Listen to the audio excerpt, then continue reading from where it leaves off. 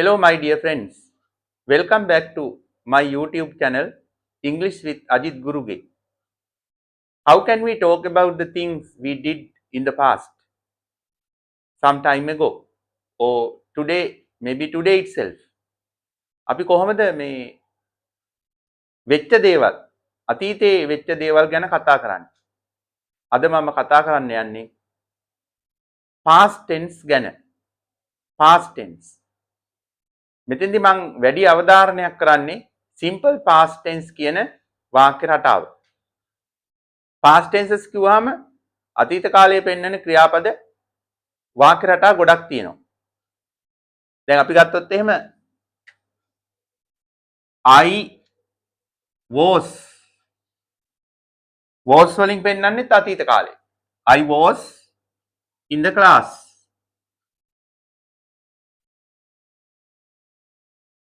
I was in the class. මම පන්තියේ සිටියා. ඊළඟට I had කියලා කියන්නේ past tense එක පෙන්නන ක්‍රියාපදයක්. had තිබුණා කියන අදහස. have has වල අතීත කාලයේ had වලින් පෙන්නනවා. තිබුණා. I had a car. මට කාර් එකක් තිබුණා. ඊළඟට තව past tense පෙන්නන වාක්‍ය රටාවක් තමයි මෙන්න මේ there කියන වචනේ දාලා අපි was නැත්නම් were දානවා. there was, there were. මෙතෙන්ට දාලා there was a man, මිනිහෙක් හිටියා. there was a man near the gate. there were කියලා දාලා අපි බහුවචන නාමපදයක් දානවා. there were students. ඒතර මේ වාක්‍ය රටා තුනත් past tense අතීත කාලය පෙන්නන වාක්‍ය රටා තුනක්. අද මම කතා කරන්නේ මේ වාක්‍ය පිළිබඳ නෙමෙයි. අපි ඉංග්‍රීසි වල 12 tenses ගැන කතා කරනවා. tenses 12ක් ගැන. අනේ tenses 12 එන simple past tense කියන වාක්‍ය රටාව ගැනයි මම අද කතා කරන්න යන්නේ.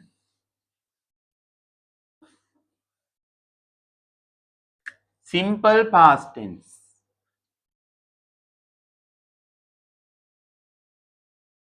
simple past tense. මේකට අපි සිංහලෙන් කියනවා සරල අතීත කාලය. සරල අතීත කාලය. මේකේ වාක්‍ය ගොඩනගා ගැනීම ඉතාම ලේසි. හරිම ලේසි ක්‍රමයක් තියෙන්නේ. අපි ඕනම කර්තෘ පදයක් එක්ක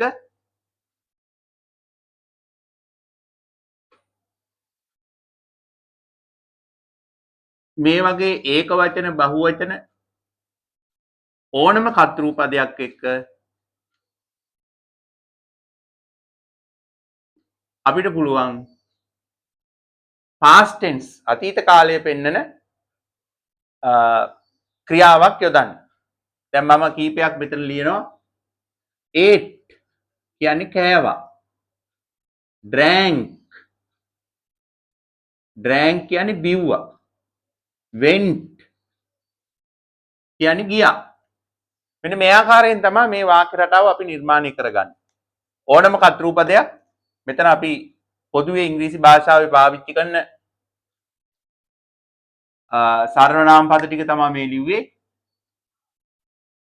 පොදුවේ පාවිච්චි කරන සර්වනාම පද ටික I, we, you, they, he, she, it. මේ පොදුවේ නාම පද අපි පාවිච්චි කරනවා. ඒ නාම පද ටික මේ. එතකොට ඒ නාම පද ඒක වචන බහුවචන ඔක්කොම මෙතන තියෙනවා. මේ ඔක්කොමත් එක්කම අපිට පුළුවන් අර අතීත කාලයේ පෙන්වන ක්‍රියාපදයක් පාවිච්චි කරන්න. I ate මම කෑවා. We ate අපි කෑවා. You ate ඔබ කෑවා. ඒ වගේ he ate ඔහු කෑවා. She ate ඇය කෑවා. ඉතින් මේ වාක්‍ය රටාව හරිම ලේසි. හැබැයි මේකදී අපි අනිවාර්යෙන් දැනගන්න ඕන කාරණාවක් තියෙනවා. අන්නර verb ක්‍රියාපදේ කොහොමද මේක past tense කරගන්නේ? දැන් මේ past tense ක්‍රියාපද ගැන අපිට කතා කරද්දී ක්‍රියාපද වර්ග දෙකක් තියෙනවා. එකක් තමයි regular verbs. regular verbs. ඊළඟ තමයි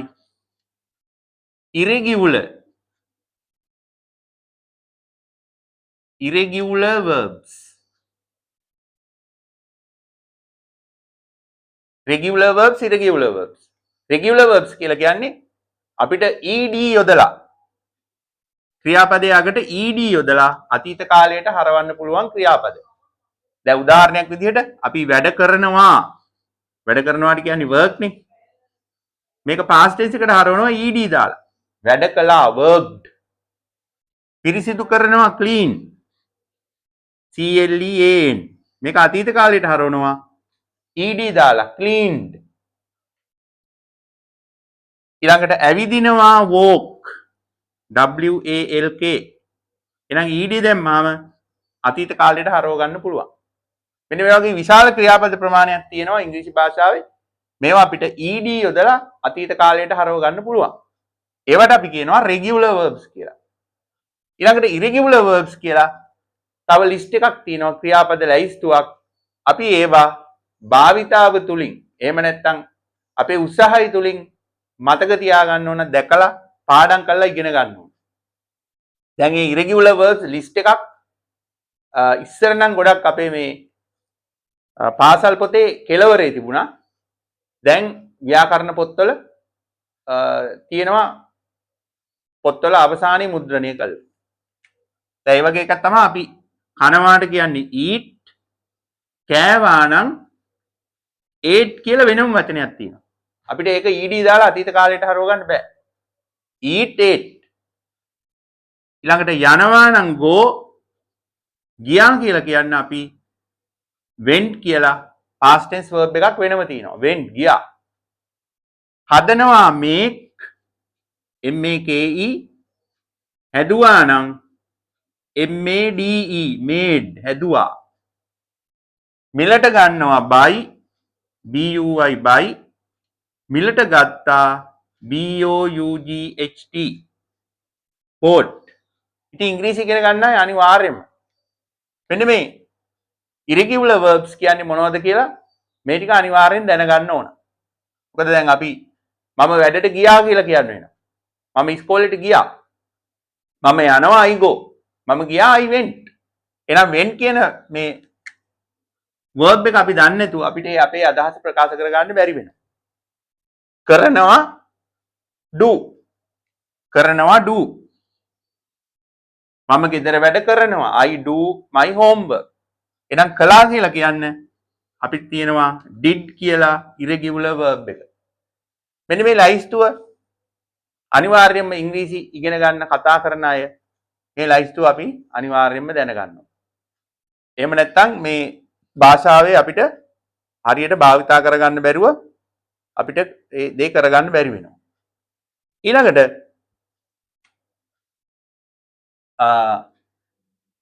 දැන් මේ simple past tense වලින් වාක්‍යයක් ලිව්වොත් මේ විදිහට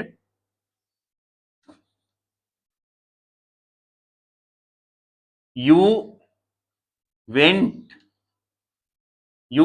to work.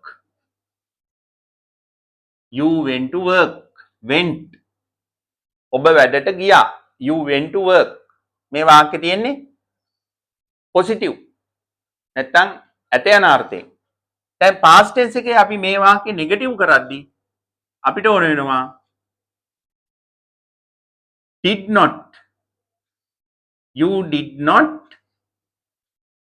went කියලා නෙමෙයි කියන්නේ go. You did not go to work. මෙන්න මේක අනිවාර්යෙන් ඉගෙන ගන්න ඕන දෙයක්. past tense වාක්‍ය රටාවේ negative වාක්‍ය නැත යන අර්ථයට හරවනකොට අපි you did not go to work කියලා කියන්නේ.